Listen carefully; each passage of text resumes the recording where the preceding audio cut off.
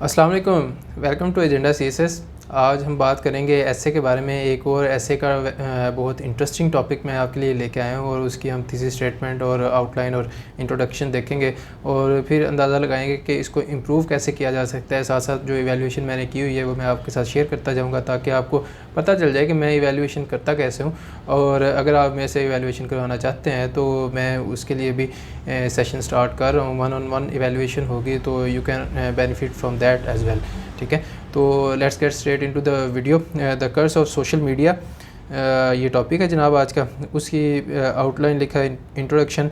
The menace of social media has seized the progress of the world and is causing disharmony in the world. ठीक है, तो seize जो है उसका मतलब होता है स्टॉप, लिटरली स्टॉप। तो that is not an effective word hair. आप इसकी जगह कह सकते हैं जी हैम्पर्ड या फिर चेक्ड। ठीक है, तो इस तरह कोई वर्ड यूज़ करें जो कि एक्चुअली वहाँ पे अप्रोप्रिएट है, जो रियल ऑन ग्राउंड सिचुएशन है उसको इफ़ेक्टिवली बयान कर सकता है। तो इसलिए यहाँ पे चेक्ड या हैम्पर्ड अगर आप लगाते हैं तो वो बहुत अच्छा हो जाना था। ओवरऑल थीसिस स्टेटमेंट ठीक है, बट आगे हम देखते हैं कि सेक्शंस कौन कौन से बनाए हैं इन्होंने। और सेक्शंस की अगेन नंबरिंग नहीं है, नंबरिंग कर लें तो बेहतर है।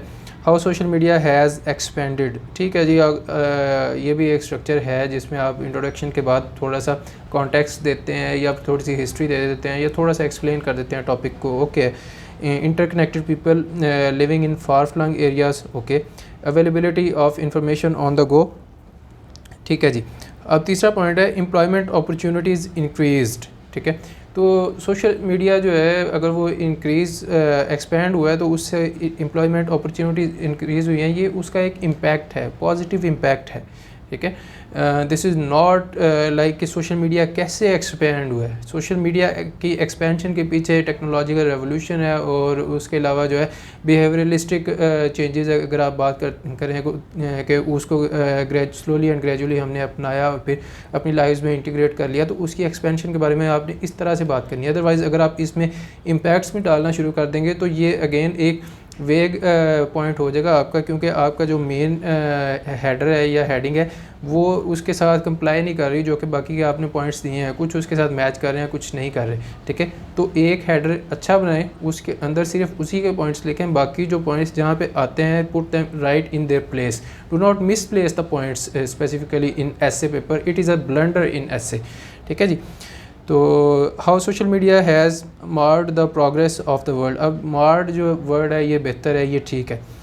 Exclusion of people from main stream social affairs. Okay, main stream social affairs या एवरीडे सोशल लाइफ या फिज़िकल सोशल लाइफ आप कह सकते हैं, या ट्रेडिशनल सोशल लाइफ आप कह सकते हैं। फिर है जी curtailment of the right to receive right information. ये एक कंट्राडिक्टरी आर्गूमेंट है अगर मैं कहूँ तो, क्योंकि सोशल मीडिया के पॉजिटिव्स भी हैं नेगेटिव भी हैं। और कहना ये चाह रही हैं कि जनाब सोशल मीडिया पे आजकल बहुत ज़्यादा फेक न्यूज़ चल रही हैं, लेकिन अगर आप इससे थोड़ा सा पीछे चले जाएं तो सोशल मीडिया की वजह से बहुत ज़्यादा राइट टू इन्फॉर्मेशन इंश्योर किया गया है, बहुत ज़्यादा लोगों को इन्फॉर्मेशन मिल रही है। इस वक्त भी पॉजिटिव चीज़ें सोशल मीडिया की ज़्यादा हैं। द रीज़न बीइंग कि अब जो पब्लिक जर्नलिज्म है वो भी आ चुकी है कि जनाब लोग किसी के साथ ज़्यादती हो रही है उसकी वीडियो बना के आप फेसबुक पे या ट्विटर पे लगा देते हैं, it gets thousands of retweets and likes और all of a sudden you are a journalist in no time. ठीक है, अगर वायरल हो जाती है तो सोशल मीडिया से राइट इन्फॉर्मेशन भी मिलती है। ये एक कंट्रोवर्शियल या कंट्राडिक्टरी पॉइंट है जो कि इन्होंने लिखा हुआ है।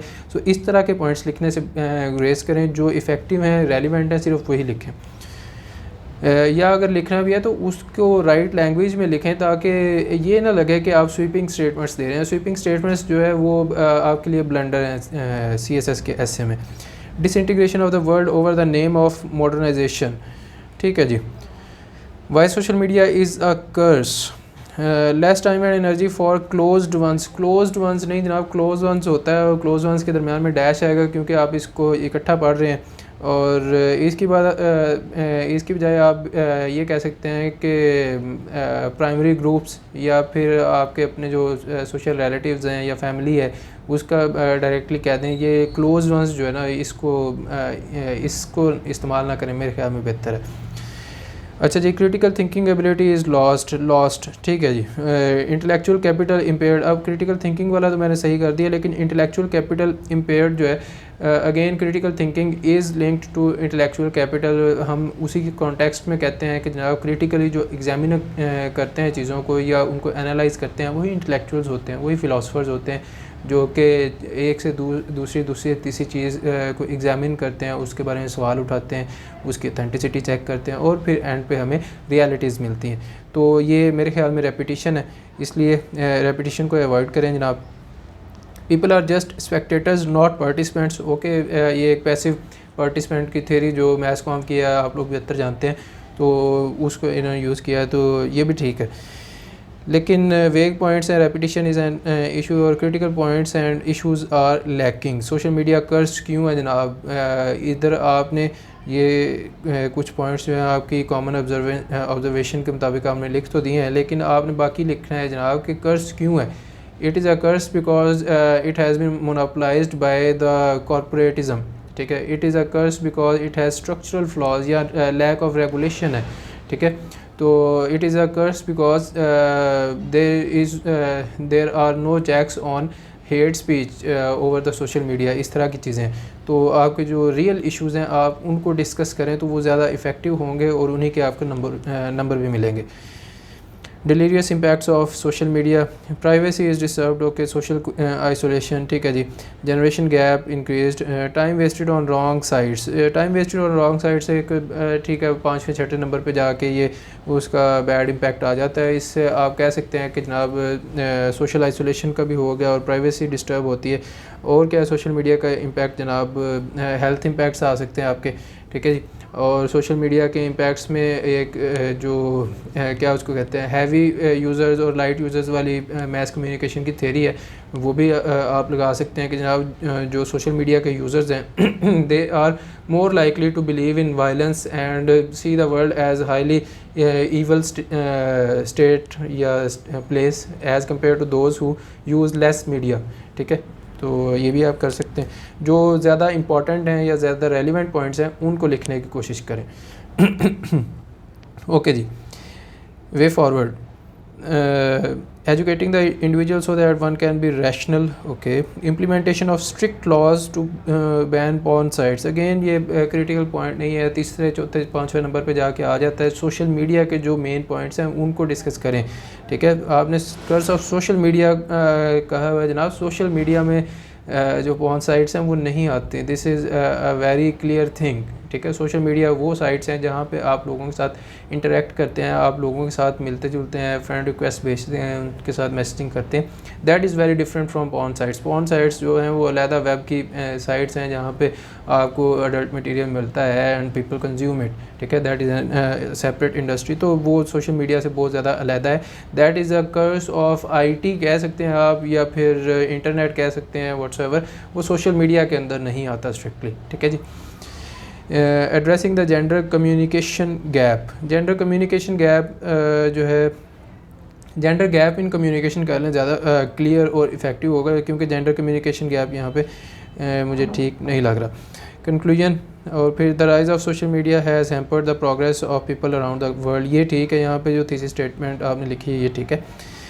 फिर है जी इंट्रोडक्शन इनका, the menace of social media has seized the progress of the world. मैं सीज का आपको बता चुका हूँ कि जनाब ये एक बहुत स्ट्रॉन्ग वर्ड है, इसको यूज़ ना करें। And is causing disharmony in the world. It is a double edged sword. It has interconnected the world. However, there is a decline of ethics more than ever. There एक तो आ नहीं लगाया, there is a decline of ethics या फिर immorality is spreading day by day, इस तरह आप कह सकती हैं जनाब। ठीक है, या the world, however the world is witnessing a death of ethics and morality, इस तरह आप कह सकती हैं। ये एक और बेहतर जुमला है।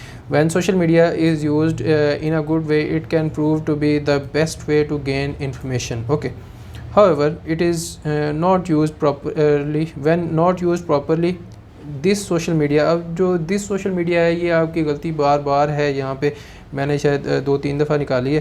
तो जब आप एक दफ़ा एक चीज़ का जिक्र कर देते हैं तो फिर बाद में आप प्रोनाउन लगा के उसकी तरफ इशारा करके अपना जुमला लिखते हैं। That is the standard practice. आप हर दफ़ा ये नहीं लिखेंगे कि जनाब Saklan is a mechanical engineer. Saklan goes home on his bike. Saklan is a hard worker. Saklan is a dedicated person.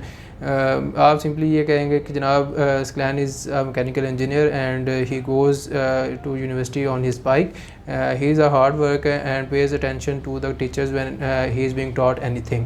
ठीक है, तो आप क्या करते हैं, प्रोनाउंस यूज़ करते हैं ताकि आपकी जो राइटिंग है वो इजी टू रीड हो, वो इजी टू डाइजेस्ट हो. बार बार उसमें नाम रिपीट कर कर के आप ऐसे लगता है जैसे आप किसी को प्रोपेगेंडा के लिए एक्सपोज कर रहे हैं.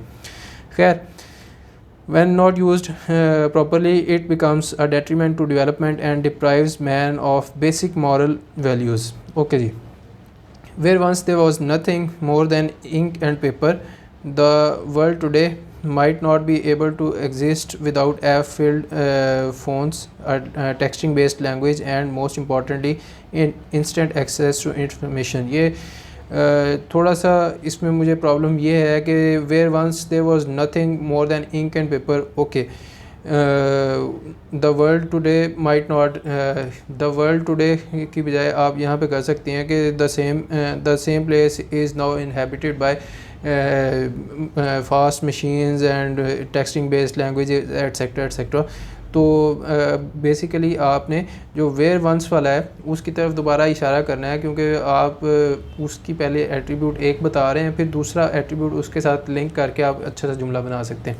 खैर, it is a complicated sentence, मैं ये रिकमेंड नहीं करता. आप थोड़े छोटे जुमले लिखें जिनमें आपको श्योर है कि वो ठीक है, बजाय ये कि आप लंबे जुमले लिखें और ख़ुद भी कंफ्यूज हों और पढ़ने वाले को भी कंफ्यूज करें.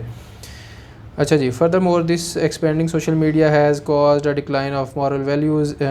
अब दिस एक्सपेंडिंग को मैं रिकमेंड नहीं कर रहा. Furthermore the expansion of social media has led to a decline of moral values. Okay, as it is rightly said, there is nothing either good or bad but thinking makes it so. Shakespeare. अच्छा, जो quotation की बात है ना, quotation आप दरमियान में लिख सकते हैं लेकिन वो ऐसे के अंदर लिख लें बेहतर है.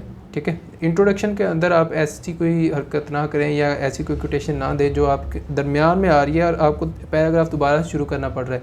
ठीक है, तो बेहतर है इंट्रोडक्शन के अंदर अगर आपने कोटेशन देनी भी है आप उसको ब्लैक पेन से लिख दें, लेकिन इंट्रोडक्शन की लाइंस के अंदर ही उसको मर्ज कर दें, उसको अलहदा से दरमियान में करके ना लिखें. ये this is not a good practice.